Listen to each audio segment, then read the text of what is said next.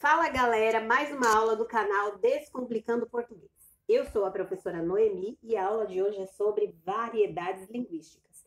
Mas antes, dá uma passadinha, se inscreve, deixa o seu like no canal para ajudar na divulgação, beleza?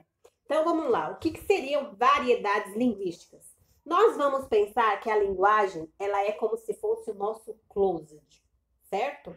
No closet você tem todas as suas roupas, todos os utensílios que você gosta, seus acessórios, sapatos, etc.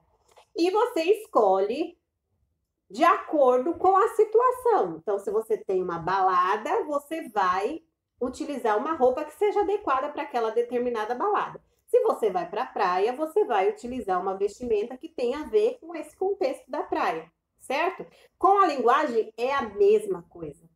Existem várias formas de se falar e de se escrever, né? E não existe, não cabe mais hoje a gente falar em certo ou errado. Olha, esse jeito que você fala é certo. Ah, não, o jeito que o pessoal do Sul fala é errado. Ah, o jeito mais correto de falar é no Nordeste. As pessoas lá falam muito bem.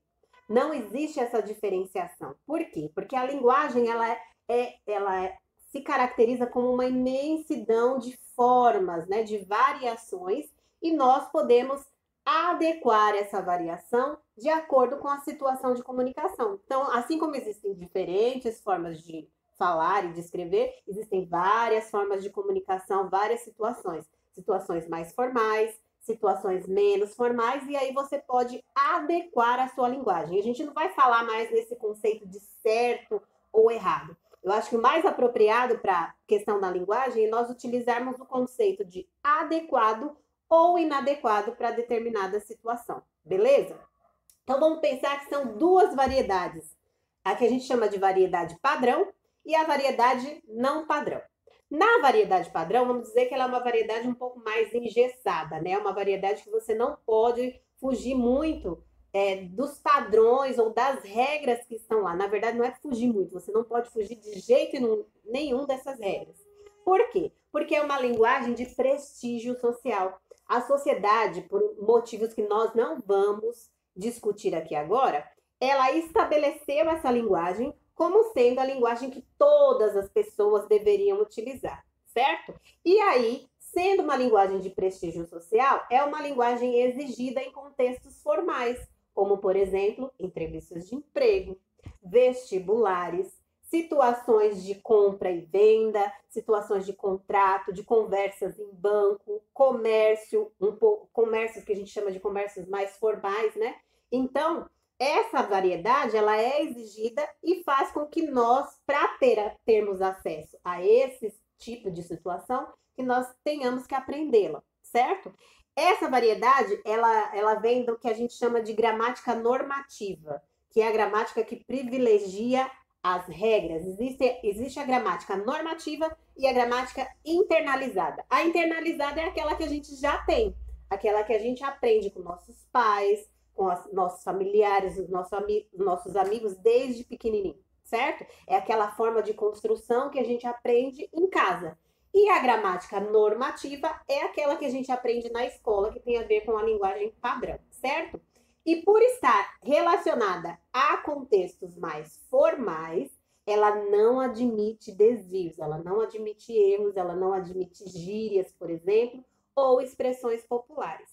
Agora, a outra variedade é aquela que a gente chama de variedade não padrão, em que vão entrar várias construções populares, sabe aquele, oi aí, mano, beleza? Vocês viram que no começo do vídeo eu falei, olha, beleza.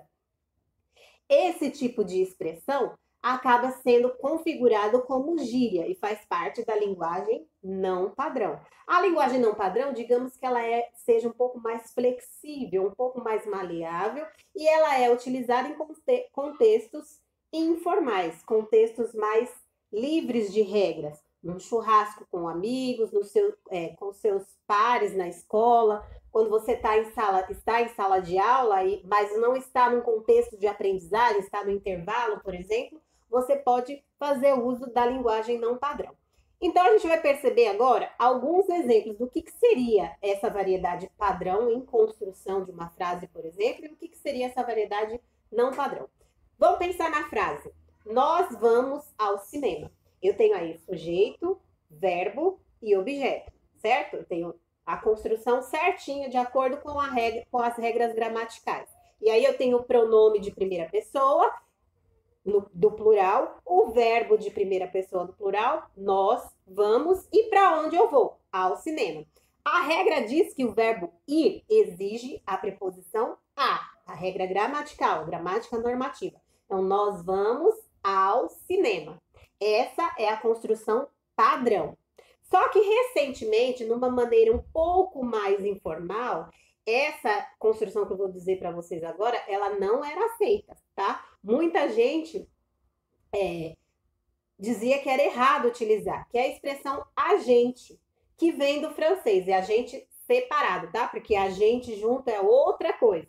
Agente separado é o equivalente ao nosso pronome nós. E sendo uma construção informal, ele faz uso, ou ele requer a expressão do verbo no singular. Então, a gente vai ao cinema. É uma construção que segue regras formais, porém ela já é mais informal, mais coloquial por conta dessa expressão agente. Mas existe uma outra variedade dentro dessa não padrão aí que a gente acaba utilizando. A gente vai no cinema, né? A gente fala isso o tempo todo, principalmente em contextos que são menos formais, contextos informais. Por que que essa expressão não é padrão? Porque o padrão diz que o verbo ir exige a preposição a. Quem vai, vai a algum lugar. Quando eu digo que a gente vai no cinema, eu estou quebrando a regra de regência. E mais informal ainda, bem mais popular, quase que ligada à questão regional, a gente tem aí a construção nós vai no cinema, certo? Então, são exemplos de variações que vocês têm aí. Pensando na variedade não padrão, por que essas variações acontecem? Existe uma série de fatores que vão contribuir para que essas mudanças na nossa linguagem aconteçam. Primeiro delas é a variedade histórica, certo? Se a gente pegar, por exemplo, que algum tempo atrás, farmácia era escrito com PH e hoje é escrito com F. O pronome de tratamento que a gente usa, o você, ele veio de um pronome que quem assiste novelas de época vai perceber, vossa mercê.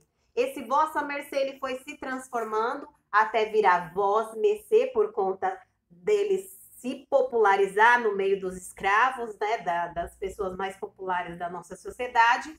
E depois desse vós mercê veio o você, que a gente no informal já diminuiu para ser. Oh, você vai lá? Você foi naquele lugar ontem? Você estava lá? Esse C diminuiu e que na nossa linguagem virtual, né, nas redes sociais, a gente abreviou para VC. Então, houve essa mudança, essa transformação que a gente chama de variação histórica. A linguagem ela veio mudando de acordo com o tempo. E existe também a variação geográfica.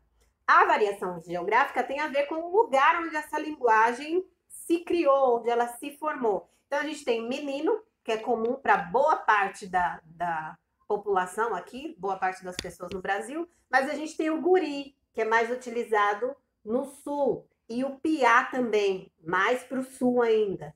Então, são três formas para a mesma coisa, só que dependendo da região, ela é diferente. Nós temos também a variação social.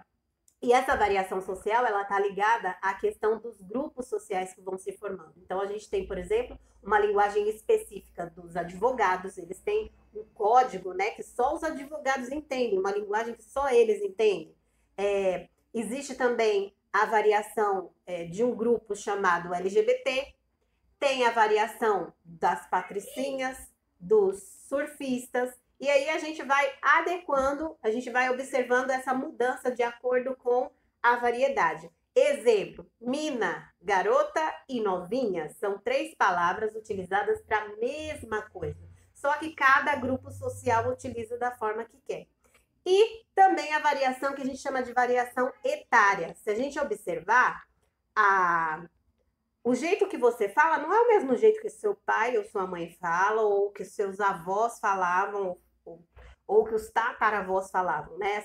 Essa variação, ela vai se modificando de acordo com a idade. E o seu jeito de falar não é o mesmo jeito que o seu irmãozinho pequenininho fala, certo? Então, um exemplo. Existia aí nos anos 60 uma gíria chamada, é uma brasa, mora, que é o que a gente costuma dizer que, é muito legal. Ou, no formal, é muito bom, certo? Então, espero que vocês tenham entendido. A gente vai perceber que a variedade, a gente não pode determinar que essa é a forma correta e aquela é a forma errada. Existem várias formas de se falar no português. Nós temos um país aí que é miscigenado, recebeu várias influências de várias línguas, e isso fica bem marcado na nossa linguagem. E se a gente começa a determinar que tal forma é certa e tal forma é errada, a gente acaba caindo no que a gente chama de preconceito linguístico.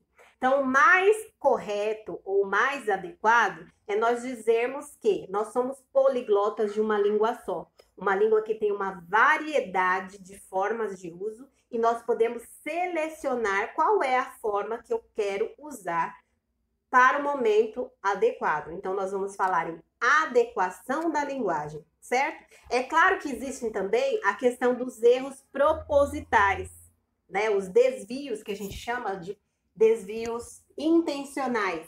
Por exemplo, os publicitários utilizam bastante, os compositores e poetas também utilizam desses desvios, né? Que é o erro na intenção de errar mesmo, para passar alguma mensagem, para passar alguma informação para o leitor, certo? Espero que vocês tenham entendido, espero que tenham gostado.